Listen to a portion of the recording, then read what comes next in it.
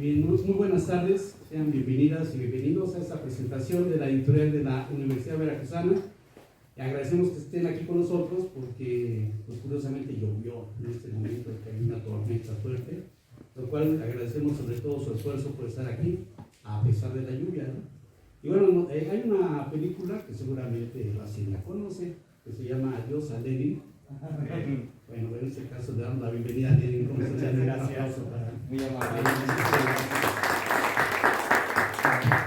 Ya lo conoceremos ahorita cuando hablemos del libro, pero es una de esas peculiaridades que hay actualmente en nuestro país, defensor de las audiencias, ¿sí? Defensor de los medios públicos sobre todo. Es un punto en el cual creo que es muy importante que tengamos muy en cuenta lo que significa para nuestro país los medios públicos, y donde evidentemente pues ponemos a Radio Universidad Veracruzana. Bueno, pues vamos a iniciar esta reunión y vamos a comenzar precisamente con Brisa Gómez, que es compañera de aquí de Radio Universidad Veracruzana. Ustedes van a conocer si escuchan Radio V. Tiene sus programas Púrpura y Voz Universitaria y otras cápsulas que realiza también aquí a lo largo de la programación. Ella es periodista con visión de género, lo cual nos parece algo realmente interesante, es parte de su especialidad. Y entonces iniciamos con Brisa, precisamente, ¿no? Adelante, Brisa. Gracias, Germán, por la presentación. Gracias a la editorial V por la invitación, por supuesto. Y bueno, es un gusto. Y hace un momento Carla, que está en redes sociales con nosotros en Radio V, me preguntaba si estaba lista. Y yo decía, bueno, lista, la mera verdad es que no. Es bien difícil estar en una mesa con alguien que fue mi maestro en la universidad, que fue uno de los primeros maestros que tuve en la universidad. Estar con Germán, que fue productor de Voz Universitaria mucho antes que yo, y bueno, obviamente con el autor de un libro que de entrada cuando leí, realmente yo no dejaba de pensar en mis estudiantes, porque creo que es un libro que independientemente de que quienes nos dedicamos a esto, las y los estudiantes tienen que leerlo. ¿Por qué? Porque necesitamos enseñarles estos temas que se tocan dentro del libro, hablando no solamente de la supervivencia que tienen los medios públicos, sino también de cuestiones relacionadas con estas políticas públicas que hay para los medios de comunicación. Y por supuesto, el tema que a mí me pareció además muy interesante, el espacio público y lo que significa dentro de los medios comunitarios, los medios públicos, los medios universitarios. Porque a veces pues entendemos el espacio público como ese lugar que ocupamos todos y todas en algún momento, pero cuando hablamos del espacio público en los medios de comunicación ya es algo que se vuelve selectivo. ¿Quiénes tenemos la fortuna de estar dentro de estos medios públicos diciendo qué, para qué audiencia? Entonces esas son cuestiones que a mí me parecen muy interesantes, y desde el abordaje que tiene Lenin en el libro del imaginario de lo público en la radio, me parece además muy bien abordado el empezar a explicar, a desmenuzar esa parte, qué significa el espacio público y quiénes tienen esa posibilidad de estar en un micrófono o en una cabina planteando la idea de cuál es el programa que se va a distribuir, a quiénes, a qué audiencia, en qué lenguaje, con qué medios y sobre todo con qué posibilidades de hacerlo, porque no es lo mismo las posibilidades de producción que pueda tener una estación de radio dentro de las empresas privadas que tienen para comprar derechos de autor de música, que tienen derechos de autor para sonidos, para fondeos, cuestiones como estas, que una radio pública que tiene que subsistir con los recursos, los limitadísimos recursos que tiene, y que a veces es muy difícil porque, es que no puedo poner esto por derechos de autor, es que no puedo poner esto porque, entonces tenemos que recurrir a la imaginación y a ver cómo le hacemos para producir estas cuestiones. Yo, la mera verdad, soy muy mala para la memoria, todo me lo anoto. Hice un texto para irme dando las ideas sobre qué hablar, pero como Raciel mencionaba que podríamos ir haciendo rondas, creo que por el momento lo voy a dejar en esa parte y continuamos. Muy bien, entonces, gracias, Brisa. Entonces presentamos a Raciel Martínez, pues conocido nuestro, también gente de los medios de comunicación, principalmente en la prensa escrita. Fue nuestro director de comunicación social recientemente. Actualmente es investigador del Centro de Estudios de la Cultura y la Comunicación, investigador del SNI. Y esto, digamos, parte de su vida académica, porque tiene otra vida que está en el cine, en el deporte extendido hacia el fútbol, el béisbol, el tenis, el atletismo, bueno, todo lo que es el ancho mundo del deporte, como decía el deporte bien. Entonces escuchamos a Raciel. Gracias, Germán. Pues bueno, pues un gusto que me hayan invitado a la presentación. Agradezco obviamente a la editorial y celebrar, por supuesto, este libro que me parece muy importante para la comunicación. Celebro también que sea una edición muy padre. Por lo regular, no quiero manchar a los libros académicos, pero no siempre son como afortunados. Y en este caso creo que la edición es muy limpia, muy pulcra, y estará de acuerdo conmigo, Lenny, que es un libro muy sabroso, es un objeto muy interesante. El formato en el cual se hizo, a mí me gustó bastante. Yo preparé un texto, habíamos prometido esto de las rondas, pero creo que es importante puntualizar algunas cosas que me parecen estratégicas o extraordinarias del libro, y les pido un poco de paciencia. Voy a leer una parte y ya si es que alcanza el tiempo podré leer la otra parte, pero creo que esto es muy trascendental en el caso del libro de Lenin. Dice: el teórico y crítico de los medios masivos de información, Javier Estenio Madrid, señala que el libro El imaginario de lo público en la radio, de Lenny Martel Gámez, aporta el proceso histórico de radioeducación como prototipo de comunicación en el servicio público. La premisa del libro parte de una novedad: concebir a los medios de comunicación públicos como un derecho ciudadano, entendiendo que el ciudadano, como se postuló desde la Academia Mexicana en la década de los 80, tiene derecho a recibir una información pública, veraz y de calidad. En ese sentido, traza exacto el escenario, sin rodeos. Señala Lenin que quien organiza el espacio público en las sociedades democráticas, y debe, según una apreciación personal, es el Estado a través de las instituciones. Y qué mejor que entender que una de esas instituciones garantes de la pluralidad son los medios de información públicos.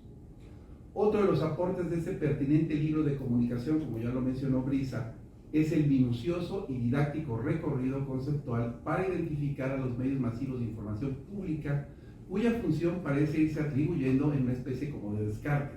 Y es que lo público no se relaciona, en primer lugar, como empresa privada, con todo lo que implica el afán de lucro, hasta un propósito irresponsable por adulterar la calidad de vida. En segundo lugar, tuvieron que ocurrir una serie de vaivenes hasta llegar a la noción de público, donde a Martel le asiste razón. Escuche con atención. Hay que pensar lo público no como noción estática, sino en un contexto de transformación en el que se desarrolla. Este recorrido no es que haya sido tortuoso en la costumbre esclerótica de la política mexicana, que sí lo fue, por cierto, pero cuando menos sí es serpenteante. Lenny Martel advierte que desde el surgimiento de la radio, nada más vean el tamaño de la ausencia, desde el surgimiento de la radio hasta iniciada la segunda década del siglo XXI, no hubo ley alguna que reconociera la radio como servicio público. La radio definida como pública pasó por varias etiquetas. Ahí va. Desde ser cultural, con esos sesgos elitistas, educativa, con todo proceso comunicativo de alguna manera forma, educa, no es comercial, tampoco es estatal y hasta de gobierno, como figura extraída del más rancio presidencialismo mexicano, que se distinguió por una deliberada propaganda, la evasión del conflicto y sobre todo el culto a la personalidad. En todo caso, el título de este libro podría haber sido La historia de una ausencia, la política de comunicación. Se trata de un libro bien hecho, bien editado por la UB, es un libro académico, serio, con una investigación profunda que se deja una especie de arqueología por las tibias políticas de comunicación del Estado en México. El imaginario de lo público en la radio es necesario para disipar esta ausencia notable. Asimismo, es un libro que registra el esfuerzo, sobre todo, aquí subrayo, académico, de profesores e investigadores de la comunicación desde sus distintas instituciones de educación superior para establecer criterios generales a las políticas de comunicación. Lenin, quien asume labores de cronista, historiador y analista, registra desde su referente empírico cómo los realizadores y hasta trabajadores de radioeducación contribuyen a la noción de lo público desde su propio ejercicio profesional. Ahora bien, ya voy a terminar. Lenin no se complace solamente en hallar lo público como una certeza, al contrario, Martel apunta a algo que me parece clave para entender la noción de lo público, y es que se trata de una reconfiguración en medio de una sociedad multicultural con todas las carambolas que alude el tema. En sociedades multiculturales, dice Lenin, no se puede hablar de un espacio público homogéneo, más bien es heterogéneo, fragmentado en esferas locales, regionales, nacionales y supranacionales. Evoquemos en ese sentido, y lo recordé, el perfil de la hora nacional, que tuvo que cambiar precisamente por este tipo de reconfiguración simbólica. Esa reconfiguración entonces, en espacios como los mediáticos, reorganiza simbólicamente la vida pública. El espacio público se vuelve espejo de la sociedad, y si la sociedad, tiene como rasgo primordial el multiculturalismo que menciona Lenin, es sustancial entender el empoderamiento de esta diversidad de minorías que buscan visibilizarse a través de una moderna red de comunicaciones que rompe con los esquemas tradicionales donde se concebía a los públicos como masa, como menores de edad. Termino solamente diciendo algo que me agradó de este libro, que es muy didáctico, que es abierto para todo el público, precisamente la noción de público. Él menciona 3 elementos que deben de flotar en esta mesa y que podemos platicar con todos ustedes. El primero, que define lo público como común. El segundo es lo abierto, y el tercero es abierto, común, me faltó uno, y visible. Entonces, común, visible y abierto. Muy bien, pues hasta ahí terminamos. Entonces acabamos esta ronda, y ahorita que hablaba de la hora nacional, Raciel me ocurrió un viejo chiste, ¿no? Que era el programa que unificaba a México, ¿no? Claro. Porque todo el mundo lo apagaba. Todo el mundo lo apagaba. Y ahora ha cambiado muchísimo para bien, ¿no? Así es, efectivamente. Y bueno, justo hoy nuestro invitado, autor de este libro, es Lenin Martel Gámez, quien es académico y coordinador del Centro de Escritura y Cultura Digital en la Facultad de Ciencias Políticas y Sociales de la UNAM. También es miembro del SNIT, Sistema Nacional de Investigadores, y actualmente es integrante del Consejo de Programación de UAM Radio, la honorable UAM Radio, y de la Asociación Mexicana de Defensorías de las Audiencias, y forma parte también, en algún momento fue parte del Comité de Defensoría de las Audiencias de Radio Educación. Y justo este libro, digamos que se puede partir en dos, justo en esa situación de lo que significa la ley, como bien lo apuntó ahorita Raciel y se apunta en el libro, la ausencia de legislación sobre los medios públicos, a pesar de que la radio ya existía, ¿no? Primero, así, aquí se queda muy claro que primero fue la radio y mucho después la ley, lo cual significa un tremendo vacío, porque en ese momento los empresarios de los medios de comunicación pues pusieron realmente las reglas de los medios de comunicación, ¿no? Entonces los medios públicos quedaron desde ese momento, de la década de los 20, los 30, en un desdén absoluto, ¿no? Entonces, cuestiones de lo público también se relaciona a parte de la visibilidad y la pertinencia. También habría que mencionar que existe precisamente una forma de marginar a lo público entre los medios de comunicación, y que tiene mucho que ver también con cuestiones de financiamiento hacia los medios públicos, la parte de legislación, como ya se dijo, pero también las situaciones de experiencias increíbles de defensa de los medios públicos y principalmente en la radio, ¿no? Entonces son muchos elementos que se reúnen justo en esa primera parte que habla de la parte de la legislación, y la otra parte que es una experiencia muy particular, que es de radioeducación, que es de alguna forma nuestra escuela de las radios públicas en nuestro país, ¿no? Entonces, Lenin, no sé si quieras hablar en estos momentos. Bueno, pues sí que doy unas pequeñas palabras. Buenas tardes, muchísimas gracias pues a todos por estar aquí en esta tarde lluviosa, pero en una ciudad magistral, hermosa, muy cálida en todos los sentidos. Y de verdad estoy muy agradecido con la Universidad Veracruzana, con todos ustedes, por haber editado este libro, ¿no? Yo creo que es un esfuerzo bien, bien interesante que demuestra lo que es la editorial veracruzana. Es una editorial que de verdad a todos lados donde estoy yendo le estoy recomendando mucho, porque a lo mejor en la editorial no se han dado cuenta la calidad que tiene, pero bueno, uno que viene de afuera y que al hacer este trabajo, ¿no? Que pues no, pues sí quedó muy bien, pero porque fue un trabajo colectivo muy importante, de verdad se nota este trabajo. Y bueno, pues ahora que están festejando el 65 aniversario, pues de verdad muchísimas felicidades, y con eso pues yo quiero empezar.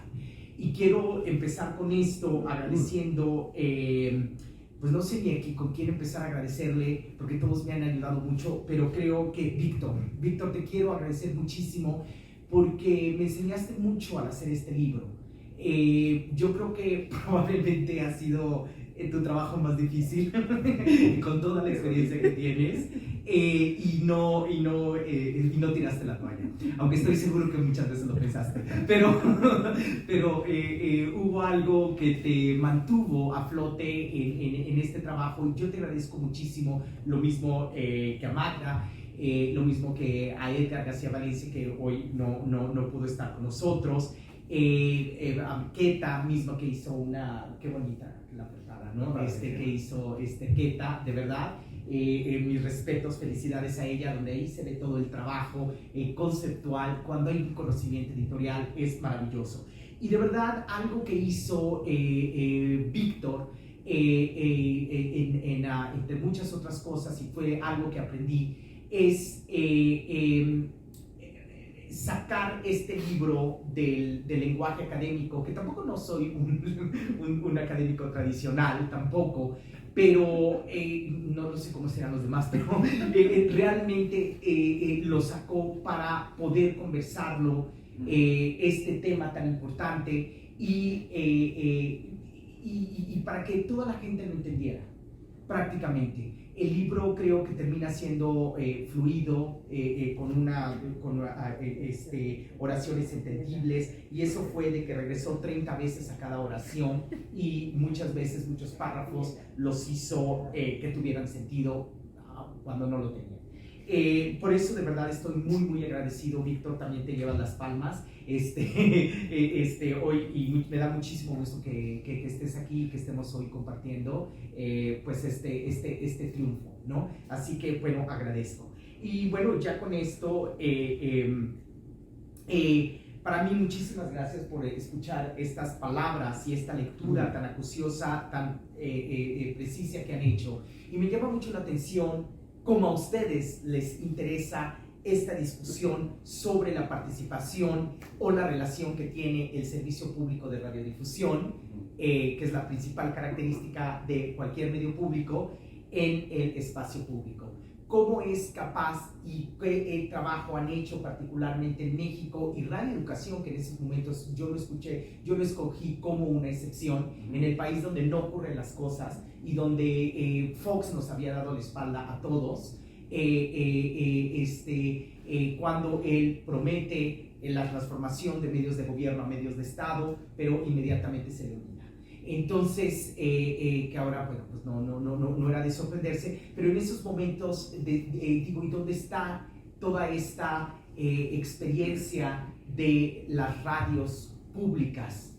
Y vamos a buscar excepciones, y es importante buscar excepciones, porque en el país donde no pasa nada, sí pasan cosas muy importantes.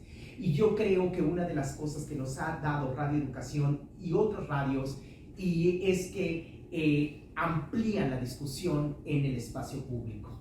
En momentos importantes, por ejemplo ahora con la consulta sobre la revocación, sobre la reforma energética, me da gusto que después de años estos medios públicos cada vez se empiezan a unir como redes. Y por ejemplo, cuando vi 27 medios públicos participando en cubrir la revocación, la consulta sobre revocación, a mí se me hizo maravilloso.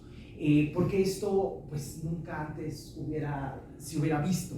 Y esto para mí es muy importante, porque antes de la ley pues esto no podía ocurrir. Vivían y lo hacían de verdad por voluntad de los trabajadores, por mentes tan maravillosas como las de Granados Chapa, que realmente hizo mucho, por gente talentosa, productores, realizadores como Emilio Bergengi, ¿no? Que bueno, hacen toda una escuela de radio y son referente no solamente para México, sino para América Latina. Eso para mí es algo bastante importante, y en esto es justamente los medios públicos este trabajo.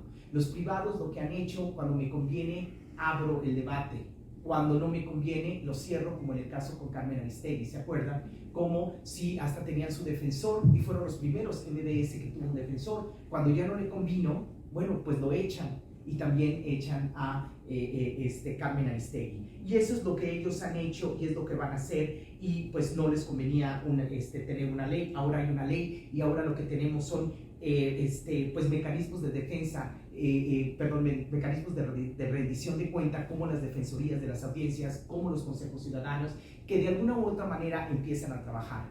Yo como defensor en el Canal 14, en Altavoz Radio, me da mucho gusto de que puedo llegar con la directora y decirle, oye, mira, hay una queja de ¿no? Y cómo que nada más le están contestando esto. ¿Y qué es lo que va a pasar? Antes eso nunca se hubiera visto. O con el mismo presidente del Sistema Público de Radiodifusión, de llegar y decirle, mira, y esta queja en particular, y que él se tome el tiempo para hacerlo. Eso a mí me cuesta trabajo entenderlo, porque también cuando estuve haciendo un trabajo exploratorio, por ejemplo, vi el IMER, y había en tiempos de Fox, había una directora pues que les gritaba a los empleados, que era totalmente elitista, racista, y que yo decía, bueno, empecemos creando una historia del servicio público, pero desde lo cotidiano, desde los trabajadores, desde el respeto. Y a mí esto, pues veo que hay cosas que han mejorado en este sentido, y bueno, hasta aquí dejo la discusión. Muy bien, entonces escuchamos a Brisa en su segunda participación. Gracias, Germán. Y bueno, hablando acerca del libro, hay una parte que a mí me parecía muy interesante, y es ese punto donde se habla acerca de la relación del poder de la relación entre el poder y los medios, tanto los medios públicos como los medios privados.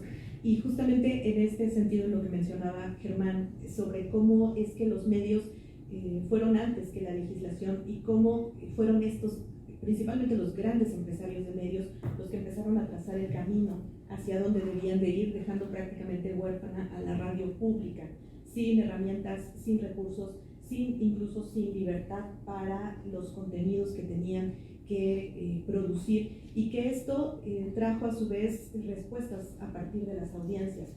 Las audiencias encontraban contenidos entretenidos de alguna manera, aunque de mala calidad, dentro de los medios privados, y limitados espacios a los que podían acudir en los espacios públicos, precisamente por la baja posibilidad que tenían de llegar a las audiencias, de hacerse dar a conocer, de hacerse acompañar por estas audiencias.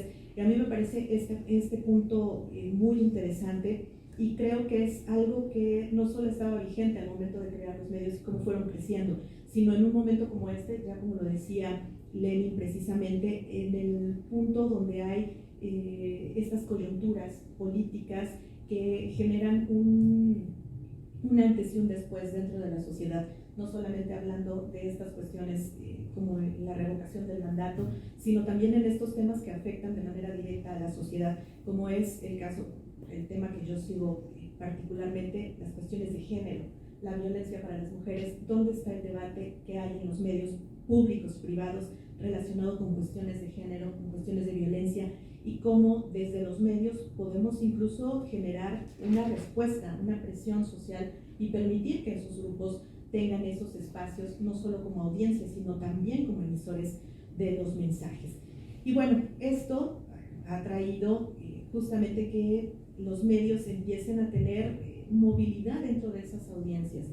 La gente ha empezado a recurrir a otro tipo de medios para buscar contenidos de información e incluso de entretenimiento, y ha dejado un poco de lado a las estaciones de radio, a las televisoras, tanto públicas como privadas, al no verse reflejado, al no encontrar un espacio que sea acorde a sus necesidades, acorde a sus intenciones.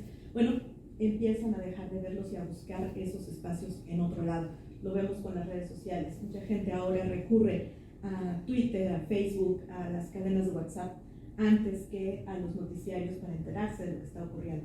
Buscan la opinión de terceras personas, incluso, es terrible decirlo, en youtubers, antes que en líderes de opinión, ¿no? A consecuencia de que los medios no hemos permitido que esas otras voces participen y amplíen el debate. Entonces, creo que eso también es algo importante dentro de estos temas. Y bueno, pues creo que no quisiera yo sonar fatalista, pero muchas veces esta es la situación en la que se encuentran los medios de comunicación y creo que estamos en un punto, como el calentamiento global, en que si no hacemos algo en este momento, la cosa va a ir a empeorar, ¿no? Entonces, este es un momento de coyuntura muy importante para los medios de comunicación, tanto públicos como privados, particularmente para los públicos, de empezar a cambiar esas dinámicas, empezar a fortalecer y a exigir la existencia de una voluntad política para crear leyes que favorezcan a estos medios públicos y al espacio público en los medios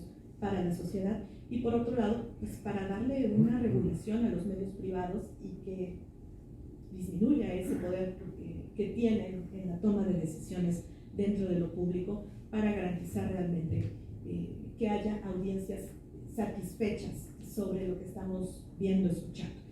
Y bueno, pues creo que sí tengo que agradecer que tengas un libro como este. Definitivamente creo que funciona bastante bien para nosotros quienes ya nos dedicamos a los medios, para recordarnos precisamente todo este camino que han tenido y bueno, pues para enseñarle a las nuevas generaciones por dónde tienen que empezar a trabajar y a exigir que haya una legislación adecuada, que haya un medio de comunicación de calidad, tanto en lo público como en lo privado, y que haya sobre todo un respeto y una apertura para las audiencias y las diferentes necesidades que tienen estas audiencias. Entonces, lo dejaré acá.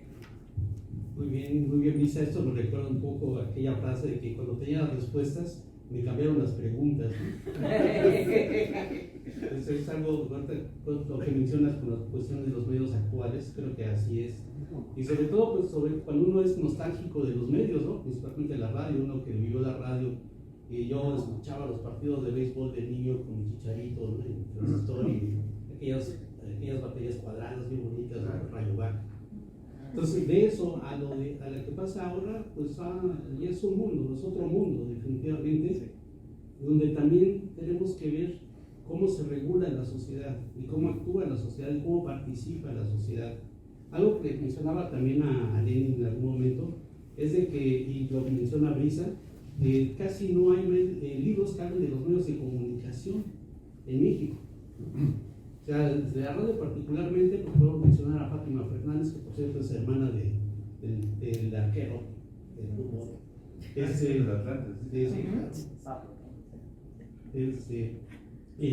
Está Gabriel Plata Sosa, el propio Javier Steinú, Cristina Romo, y paren de contar. Sí, hay otros trabajos que se han hecho en las escuelas como tesis, pero así llevarlo a libros, pues realmente no existe. Entonces, este libro es algo muy importante para que podamos tener, cuando menos, aunque los medios van cambiando de manera vertiginosa en esos momentos, podamos tener también las bases importantes de una legislación sobre medios públicos y también las experiencias sobre medios públicos. Gracias. Sí, creo que es muy importante mencionar que así como Lenin citó a Miguel Ángel Granados Chapa, se oye para decir que Lenin citó a Granados Chapa, que este libro está contado por dos personas que también son muy importantes, que es un texto de Patricio Ortega Ramírez y el prólogo está escrito también por Javier Steinú Madrid. Yo creo que es súper padre tener esta madrina y este padrino para este libro, es como muy importante. Cuando Germán se refiere a esta nostalgia de cómo se escuchaba la radio, cómo se escucha ahora, me viene a la mente algo que yo siempre he discutido, y perdón, los que sean mis alumnos que estén aquí se van a aburrir, se van a salir, pero siempre intento dar una especie como de contexto de por qué estamos en este tránsito de medios masivos de información, que no siempre se tiene en cuenta la película de fondo. Yo siento, y quiero compartirlo aquí, que lo que vivimos de los 90 hacia acá fue una especie como de tormenta perfecta, y que es precisamente la discusión que se tiene para la noción de lo público de la radio, entre la posible desatención de un Estado post-nacionalista mexicano y lo que serían los regímenes neoliberales. Recuerden que en los 90, con este distanciamiento que tuvo Carlos Salinas de Gortari en temas como el de Cotza, fue como muy evidente que los regímenes neoliberales lo que no les interesaba precisamente pues era la cultura, cosa que tampoco los estados nacionales habían atendido. Pero bueno, el tema es que la película completa que se tiene en aquella época es muy importante tomar en cuenta, porque los medios de comunicación no cambian de una manera tan sencilla ni tan gratuita.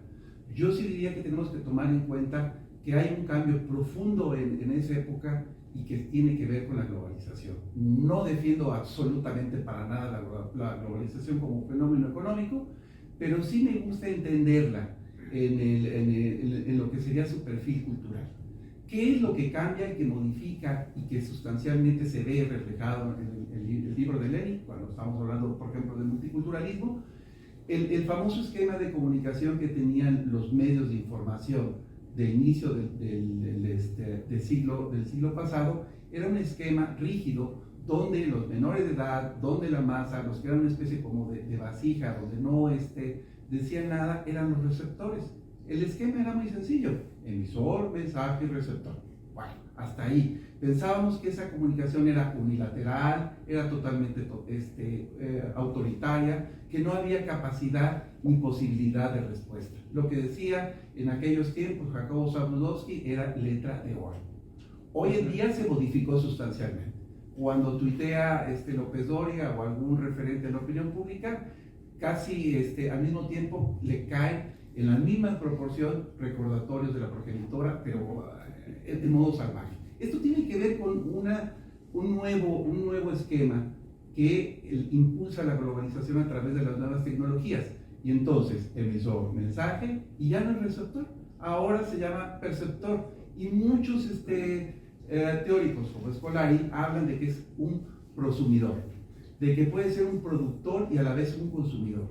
Este receptor, que ya es perceptor, a veces se le sube a las barbas al emisor, y potencialmente es, para bien y para mal, es un emisor que se empodera. Y este empoderamiento tiene que ver con una, digamos que, visibilización acelerada de diversos grupos, para bien y para mal, y esto cambia una agenda internacional que mina como humedad los medios masivos públicos, porque los medios masivos públicos no es que respondan a una agenda nacional, sino más bien están respondiendo a un empuje que a nivel internacional se está dando en todas partes. No es que el movimiento feminista se dé en México, se da a nivel internacional. No es que las culturas étnicas se estén revelando, es en todas partes. Y empezó con el movimiento zapatista de liberación nacional, colgado con base en la jornada, pero ahora, hoy en día, lo que estamos viendo de visibilización y empoderamiento de movimientos sociales, de grupos, reivindicaciones de todo tipo, para mí es muy importante tenerlo en cuenta. Y eso es lo que yo creo que asume Lenin cuando habla del multiculturalismo, porque eso impulsa y favorece lo que insistiría yo, es la batalla simbólica en el espacio público, el concurso de diferentes. El Estado mexicano se ve absolutamente rebasado por todas esas diferencias, no sabe cómo atenderlas. No es sencillo. No todos los estados en el mundo saben cómo canalizar estos asuntos. Y yo creo que los medios públicos tienen ese desafío. Si, como insisto, define Lenin qué es lo común, lo abierto y lo visible, lo público, entonces ahí van a entrar un montón de matices que me parece súper importante que los medios públicos trasciendan los cultos a la personalidad y empiecen a dar visibilidad a esos grupos que, para bien o para mal, ahí están. Bueno, nada más eso quería hablar del famoso contexto en el cual se desarrolla este libro. Muy bien. ¿Nelly?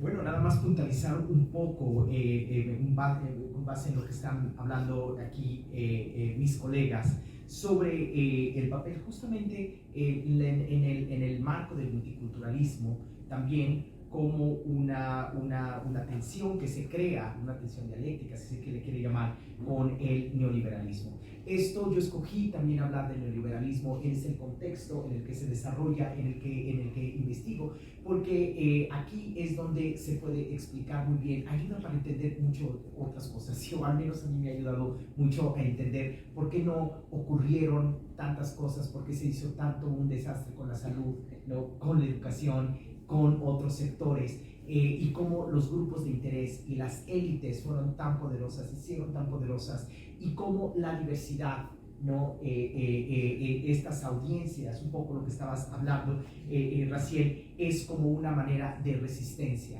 Esto para mí es algo bastante importante. ¿Y dónde van a conseguir hoy la visibilidad? En los medios. Y en los medios, justamente en los medios de servicio público, que junto con estas plataformas han ido aprendiendo a integrarse, a crear nuevos ecosistemas de comunicación, y yo creo que se puede fortalecer un debate bastante importante, nuevas formas dialógicas de conversación pública que pueden llevar a cambios pues a mediano y a largo plazo, pues muy importantes para el bien de la sociedad. ¿Por qué? Porque pueden hacer visibles a los grupos sociales. Y para mí este es algo bastante importante, hacer visibles a los grupos sociales.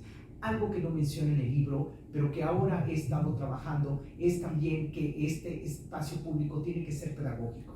Es decir, si este debate que se materializa en la programación, por eso quise estudiar la programación y crear una metodología para estudiar la programación, para mí es algo muy importante, porque entonces quiere decir que las narrativas tienen que ser pedagógicas también. Y ahora con todos estos medios que tenemos, estas tecnologías, pues yo creo que es algo bastante importante. Muy bien. Sí, hablando precisamente de reeducación, que es digamos, la segunda parte del libro, hay algo muy importante. Anteriormente hubo un movimiento y algo que llama mucho la atención, de cómo de repente la sociedad defiende sus medios. En alguna ocasión, con este problema de que pues, no hay presupuesto, ¿no? para mantener un medio, a alguien se le ocurrió, no me acuerdo quién era el director, darle el espacio a Aeroméxico, ¿no? Entonces había comerciales de Aeroméxico en reeducación, entonces el auditorio hicieron la Asociación de Escuchas de Defensa de Reeducación, la AR, y hubo movimiento, hubo manifestaciones, estuvo muy bien, es algo que no era común, y solamente esos momentos los he encontrado en Radio Tosero, por ejemplo, ¿no? Entonces, no es algo que sea tampoco a través de los medios públicos, algo que el auditorio mismo se organice para defender su medio. Entonces, ese es el otro punto de reeducación que narras, que bueno, investiga la programación, también nos llevas a esa responsabilidad que tiene el locutor y el productor. Como ya lo dijiste, es el espacio público y es algo pedagógico. El que está en el micrófono se convierte en un pedagogo, el que acompaña, como decían antiguamente los romanos, el que acompaña a los niños en el camino, ¿no? Bueno, en aquella vez nos acompañaban para que no los violaran a los niños, justamente. Por eso eso quiere decir pedagogo, el que acompaña a los niños, ¿no? Bueno, pero en este caso el productor, el locutor de los medios públicos se convierte en un acompañante de sus radioescuchas. Y hay una responsabilidad también. Y eso, si sumamos el marco legal de lo que significa un medio público, pues tenemos una estructura social muy importante en medios de comunicación, ¿no? que hay que tener muy en cuenta. Y hablando precisamente de la participación, si alguien tiene una pregunta aquí del auditorio, pues bienvenido, ¿no? Es el momento de platicarlo. Claro. Y sobre todo en algo que yo creo, Lenin, que es muy interesante, pero que no se difunde ampliamente, el debate de la participación de lo público en los medios, ¿no? Que se convierte de alguna manera en una utopía.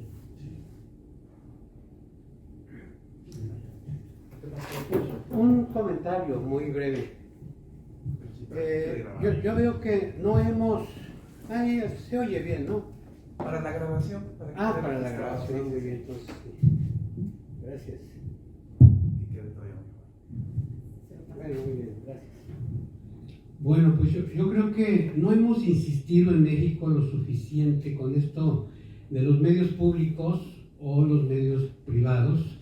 La televisión y la radio comenzó para vender mercancías y azcárraga y demás, y eso lo vimos como algo natural. Bueno, pues así es la televisión, pues ahora hay que seguirle. Y yo creo que debimos de haber hecho al revés. Primero lo público, primero el Estado es responsable y luego viene, eso pasa mucho con la electricidad, luego vendrán los privados a hacer sus cosas. Pero creo que en México no hemos insistido lo suficiente y por eso quiero insistir. En Estados Unidos se dio una situación muy diferente por la idiosincrasia que hay en el modo de ser y hacer las cosas. Pero en México somos muy colectivos. En Estados Unidos son muy personalistas, individualistas, etc. Pero la naturaleza del mexicano es ser colectivo, es ser solidario, es ser sociable. Y creo que se nos está olvidando, y ahora los diputados que están ahí haciendo esas exhibiciones tan estúpidas, de decir, yo estoy con los que tengan dinero, y los que el Estado, pues ahí a ver si le damos chance. Creo que hay que insistir. El Estado responsable, como en Francia, por ejemplo, pues eso es el Estado responsable que se dedica a la sociedad, y luego vienen los privados para hacer lo que falte hacer, lo que el Estado no puede hacer. Perfecto, que vengan los privados. Ese era nada más mi comentario. Felicidades por ese libro, que ya tiene otro, alguien más que lo adquiere. Gracias. Hablando más de la adquisición del comentario, hoy tiene un 40% de descuento el libro, está a 150. Entonces, 150 libros. Y también recordemos que está en acceso abierto, pero se puede llevar a 150 de libro. Bueno, ¿algún comentario? Bueno, me gustaría hacer dos comentarios. En primer lugar, algo sobre lo que estabas diciendo primero, Germán, y luego lo que el compañero estaba comentando.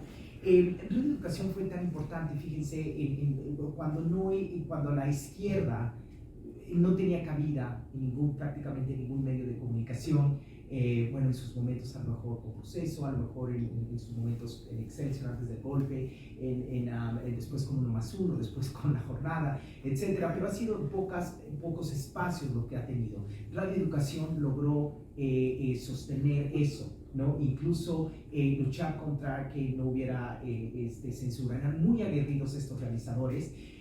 Ahí en el libro menciono algunas hipótesis por qué creo que eso ocurría, y creo que eso es muy importante. Y a nivel de institucionalización, eso es algo muy importante. Y creo, eso no lo digo en el libro, pero ahora lo pienso, que la izquierda hasta le debe a Radio Educación también esto. Apoyó, creo que movimientos como el APO, como el del APO, y otros más, que ahí sí también hago un poco de críticas, en el sentido de que, bueno, también había algunos programas que iban creando clientelas, pero lo que sí defiendo, y creo que fue muy importante, es para darle voz a grupos sociales que no estaban de acuerdo en un contexto tan neoliberal, tan agresivo, tan invasivo. Y esto también creó otro tipo de programas que no se escuchaban en la radio. En los años 90, cuando la sociedad se transformaba de una manera notoria, y después del temblor sobre todo, que se necesitaban otro tipo de conversaciones, ¿no? Por ejemplo, programas como el de Tito Vasconcelos sobre la diversidad sexual, creo que fueron pioneros, y así sucesivamente. En este sentido, a mí se me hace muy, muy importante qué fue lo que pasó, ¿no? a principios. Eso fue de las primeras preguntas que yo me hacía y que desarrollo en el capítulo 3 del libro, muy al principio, y digo, ¿por qué el Estado no desarrolló medios de servicio público tan importante como lo hizo la BBC, como lo hizo Canadá, como lo hicieron otros países en el mundo?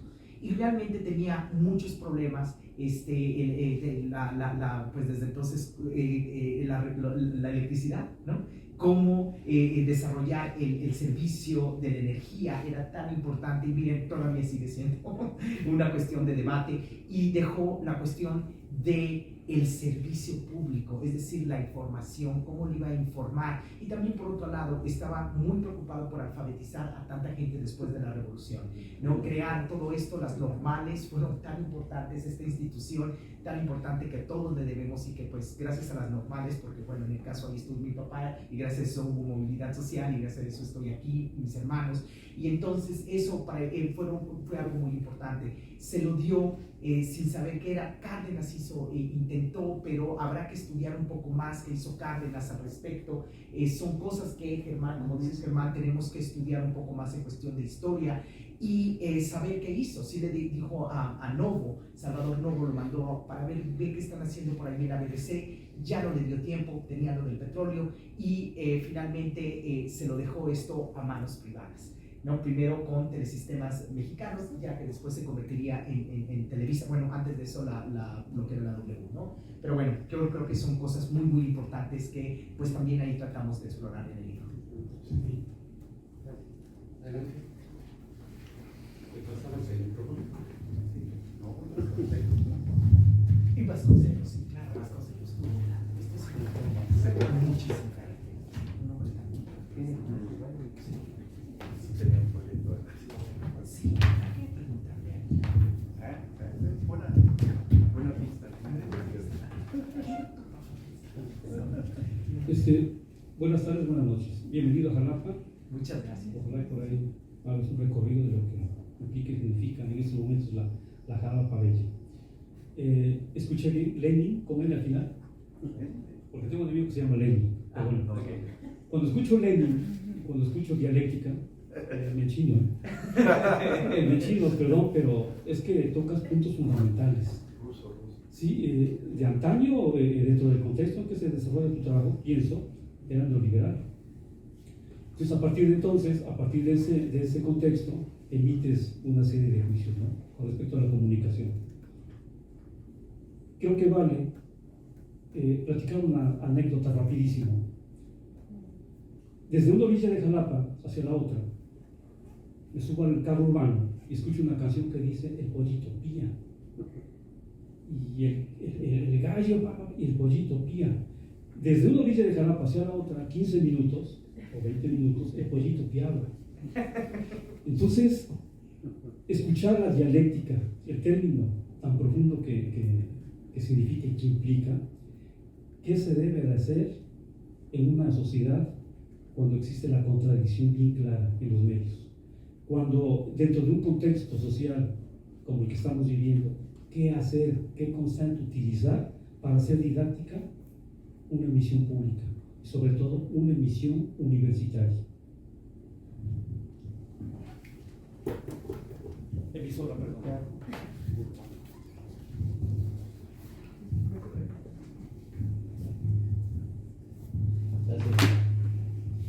No sé si quieran hacer un comentario más, Lisa o más bien. Yo quiero hacer una pregunta, Lenin.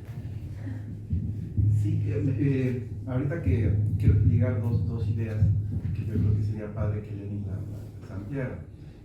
Cuando Germán hablaba de este, pues no sé si patrocinio que hubo en Radio Educación, creo que es muy importante en el libro para que ustedes se den cuenta de su valor, que habla de diferentes esquemas de comunicación o de financiamiento que hay en el mundo. Habla del caso de la BBC, pero también habla del caso de radiodifusoras en Estados Unidos y también en Canadá, en América Latina. Yo creo que uno de los principales desafíos que tenemos frente a un Estado totalmente adelgazado, que por más recursos que dé nunca alcanza, pues es precisamente los presupuestos. Entonces yo sí quería que Lenin nos platicara más al respecto y que nos abonara cuáles son esos ejemplos de la BBC que ha sido así como el paradigma de la radio y qué es lo que podríamos sacarle de provecho a todo esto que analizó a lo largo de este estudio comparativo, que yo creo que es muy valioso. No me hacen preguntas muy difíciles y comprometedoras, no, pero es muy interesante esta pregunta que planteas, compañero, porque es una pregunta que en todas las emisoras, seguramente Edgar y su equipo diario se la hacen, ¿no? ¿Cómo hacer pedagógico? ¿Cómo hacer atractivo? También hay una competencia en las plataformas, en el cuadrante, etcétera, y cómo finalmente los ratings están pegando, por más que digamos que eso no es importante, de alguna manera son ya formas, incluso si quieren neoliberales, lo que sea, de calificar, de evaluar algo, y creo que es algo bien difícil. Yo lo que creo que hay muchas maneras que se están experimentando en México. Y me da gusto decir México, justamente en noviembre que estuve en Alemania, hablaba de las cosas que se han hecho, que se están haciendo en materia de medios públicos ahora en México después de la ley. Y decían, bueno, creo que ahora tenemos que voltear a México, o tenemos que voltear a Colombia, porque creo que son ejemplos, Argentina, cosas que se están haciendo para pues, mejorar, para desarrollar medios públicos. Y una de las cosas es, por ejemplo, hay algo que viene en la ley, por ejemplo. Hay muchas cosas importantes que vienen en la ley. Una son los productores independientes. Creo que las radiodifusoras tienen que traer más productores independientes, buscar mecanismos, por ejemplo, dentro de las universidades, que, por ejemplo, bueno, es cierto, las universidades cada vez tienen que repartir más sus presupuestos, es cierto, pero también a veces hay prioridades donde no debe haber, ¿no? Lo veo en mi universidad, una universidad donde hay tanto dinero y se han robado tanto dinero, y donde las prioridades siguen yéndose a no sé dónde. Entonces no me queda claro, pero cada vez menos van, o sea, no me queda claro que estén en la docencia y a veces en los medios, ¿no? Creo que podría haber. Entonces, por ejemplo, estos mecanismos de productores independientes, hay tantas ideas en las aulas, ¿no? Ustedes lo deben de ver también con sus alumnos, tanto entienden tantas cosas que a veces generacionalmente nosotros no entendemos, sobre temas específicos, relaciones con las drogas, relación con la sexualidad, etcétera. Son temas, medio ambiente, lo manejan mucho mejor que nosotros. Tienen muchas ideas, pero hay que causarles, hay que darles oportunidad. La segunda es no hablar por las audiencias, ¿no? Yo creo que los grupos sociales tienen que hablar por ellos mismos. Aquí me parece muy interesante lo que está haciendo Radio Altavoz, Altavoz Radio del Sistema Público de Radiodifusión. Está trabajando con colectivos, ¿no? También está trabajando, acaba de firmar un convenio con la Universidad Veracruzana. Están trabajando ahora, van a empezar a trabajar con Edgar, por ejemplo, en esta misma radio. Y lo que están haciendo es, ¿por qué tenemos que llegar a inventar? Por ejemplo, tienen una emisora, ahorita tienen 4 emisoras, es por internet, pero una la tienen en Tapachula, ¿no? En lugares donde está una migración increíble. Entonces, ¿por qué nosotros tenemos que llegar y hacer documentales? ¿Por qué no les damos la voz a los migrantes y que ellos hablen? Y, por ejemplo, llegar y preguntarles, enseñarles a los colectivos a que produzcan radio. Pues un poco regresar a Pablo Freire, ¿no? Por eso digo pedagógico. A mí se me ocurrió de Pablo Freire. Bueno, mi papá era pedagogo, pero justamente ahora en una clase de doctorado que estaba dando, yo decía, pero ¿a qué regresar? ¿A qué lean pedagogos?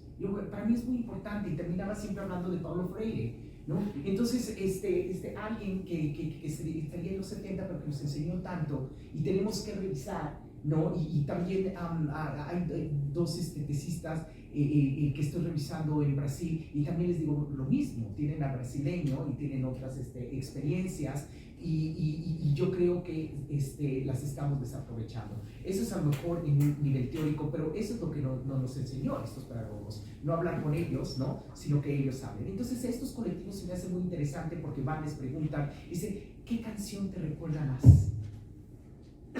Aquí ya no fue una pregunta sobre la razón, sino ¿qué recuerdas de dónde vienes?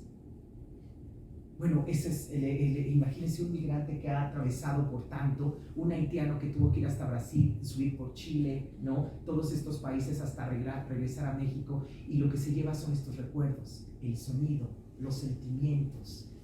Y creo que esas son cosas que se tendrían que estar trabajando en las radios. Muchos lo están trabajando. Hay cosas maravillosas que están haciendo muchas radios. Yo veo las radios universitarias, Radio UAM, Radio IPN, Radio UNAM, la música, ¿no?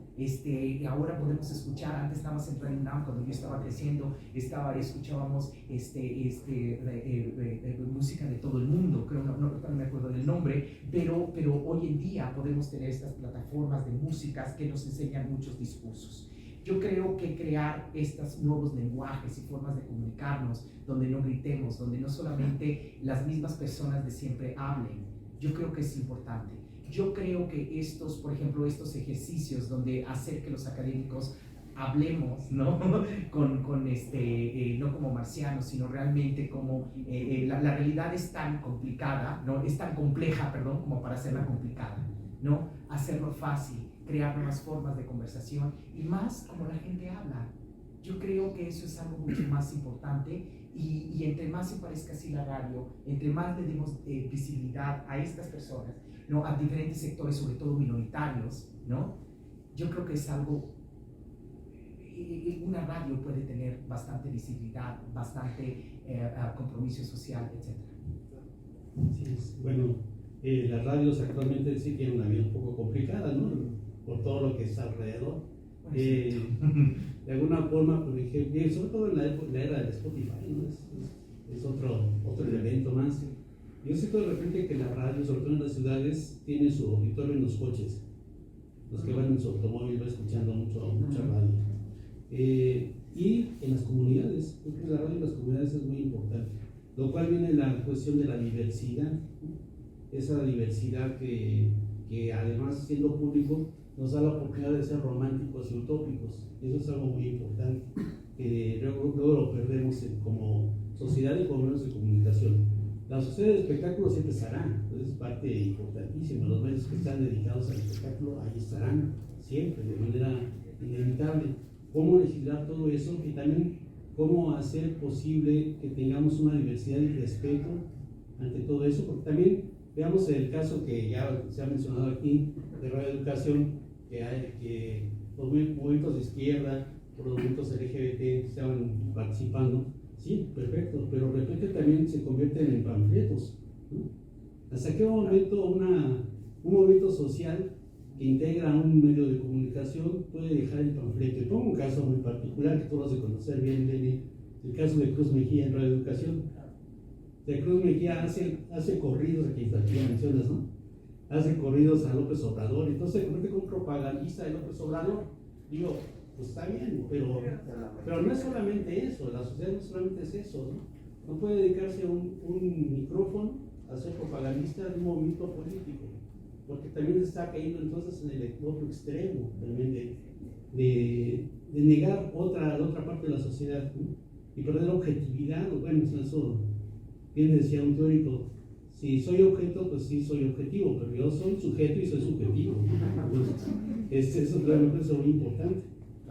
Pero toda esa discusión es sobre cómo van los medios de comunicación públicos acompañados con una ley y que asegure la participación y la opinión y la pertenencia de la gente en los medios. Es muy, muy importante y creo que es parte esencial de este libro, ¿no?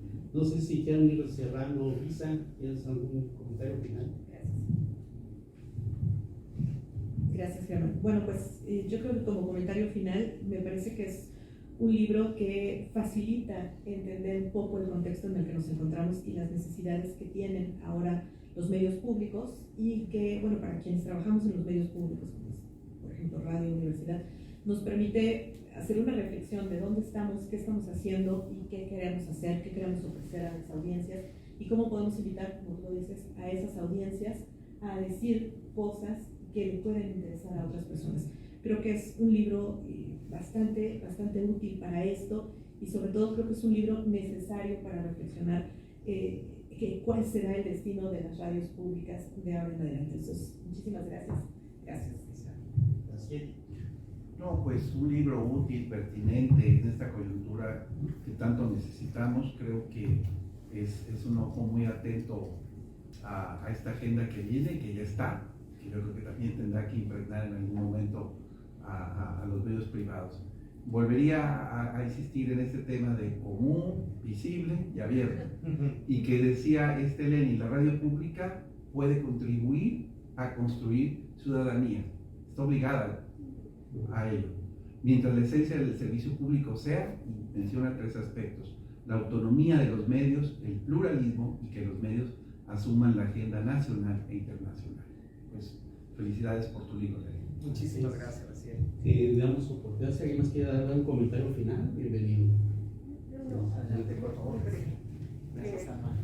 Bueno, yo soy de la Ciudad de México y conozco desde la primaria Radio Educación, o sea, hace algunos años. Pero hemos sido testigos justamente de la transformación de Radio Educación en el foxismo, donde empezaron por amurallar el propio edificio, y entonces nosotros, audiencia, ya ni siquiera podíamos entrar, y si no se pasaban por 20,000 aduanas, ¿no? Y esto también tiene que ver porque soy cuñada de Gabriela Sosa Martínez, y soy cuñada de ella por el propio Radio Educación, porque nosotros éramos audiencia, conoció a mi hermano, y ahí hace 30 años. Lo comento porque además, justamente, en cuestiones de solidaridad femenina, pues me tocaba ir por los niños a Radio Educación, llevármelos a comer mientras ella trabajaba, o lo que fuera. Pero ahora me llama mucho la atención que ya menos se oye Radio Educación por AM, que se tiene que entrar a las plataformas X, Y y Z, lo cual hace que la audiencia primigenia pues se esté quedando en el olvido. Y obviamente tengo 5 años aquí en Jalapa, pues ya no he oído Radio Educación, porque entonces tengo que meterme a Facebook, a no sé qué, en el momento que, o sea, tengo que hacer una investigación de qué quiero hacer para escuchar Radio Educación, lo cual es bastante complicado para personas de mi edad y más, ¿no? Y esto es así como decía que Cruz Mejía hacía cuestiones panfletarias, sí, pero a las 5 de la mañana, o sea, cuando oscurita la mañana y ya está, oíamos su canción. Ese es lo de menos, pero sí era bastante plural toda la programación de Radio Educación, desde infantil, música de toda naturaleza. Y aprovecho para decir que ahora fuimos a Tlacotalpan y resulta que Radio Educación nada más tuvo para mandar a los técnicos, ni siquiera a un solo locutor, lo cual hizo que no se tuviera la visión que en años anteriores se tenía, ¿no? Tere Osorio tuvo que hacerla de locutora para el propio Radio Educación, porque no hubo con qué enviar locutores, ¿no? Que eso venía haciéndose desde hace 30 y pico de años, ¿no? Entonces, ¿cómo apoyar a Radio Educación y para que esto suceda, que cualquiera tenga la posibilidad de escuchar las radios públicas, no nada más Radio Educación? ¿Cómo hacerle? No sé. Y nada más un último punto. ¿Por qué Radio Educación tenía audiencias combativas, participativas? Porque había manera de comunicarse con Radio Educación, porque se estaba vivos ahí. Ahora no existe. Uno quiere ver, por ejemplo, llamar al 14 y decir, ¿por qué me vuelves a repetir la telenovela española? Y no hay posibilidad, ¿no? Y entonces en la pandemia he visto 3 veces la misma telenovela, ¿no? De las 6 hermanas. Ya me la sé de memoria. Y así sucesivamente. ¿Por qué? Porque no hay una comunicación. Y finalizo con esto. Gabriela Sosa, mi cuñada, hizo su maestría en Huelva, España, con el tema de las radios comunitarias. Y es un texto precioso de lo que ha hecho en México, pero su maestría es de Huelva. Y es un texto que se ha quedado ahí olvidado, ¿no? Gracias. Muy bien. Glenn. Wow. Muchas gracias, muchas gracias de verdad por esta participación, que yo creo que habla mucho pues de cómo la audiencia de Radio Educación, aunque ha sido poca, tiene calidad, ¿no? Y ha estado ahí, ¿no? Y ha sido combativa, y cómo se ha creado esta relación con la sociedad, ¿no? Un medio público se crea también dependiendo de su relación con la sociedad, y estas experiencias que no lo sabemos, a mí de verdad se me enchina la piel conocer, sobre todo, bueno, en este caso Gabriela Sosa, una mujer muy culta, en el micrófono, increíble, y que ha hecho mucho. Yo creo que, bueno, primero empiezo con el Canal 14 porque yo soy del defensor y esas quejas van para mí y esas son las que yo llevo, ¿no? Entonces, pues yo le diría, comuníquese al llame por teléfono, le va a contestar, aunque no le guste hablar con una grabadora, deje el mensaje, porque eso lo escuchan y yo paso los reportes y eso es muy importante. Es buena la novela. Es súper buena, pero también pero lo interesante es que mucha gente dice, ¿por qué me la quitan? ¿Y dónde no está el final? Y no sé qué. Y bueno, pues hay de todo, pero de todos se vale. Y yo creo que eso es algo muy importante que tienen que ir experimentando los medios de comunicación. Otra de las cosas que a mí se me hace muy importante es cosas que está diciendo. Bueno, ahora ya hay FM en Radio Educación, que costó muchísimos años. Yo creo que sería una manera de poder escuchar, pero todavía no es suficiente. La cuestión sigue siendo de internet, sigue siendo un problema que, bueno, me hubiera gustado que esto lo escuchara Gabriel Sosa, que es director de Radio Educación, porque creo que es muy importante. Algo yo le voy a decir hay muy buenas tesis que han salido de trabajadores de Radio Educación, y yo le voy a decir a Gabriel, él tenía la idea en algún momento de juntar estos textos, porque sí sabía él algo de eso y en algún momento me lo dijo, hay que hacer un libro con todos estos textos. Creo que es algo bastante interesante, yo se lo voy a decir, voy a hablar junto con él y se lo voy a decir.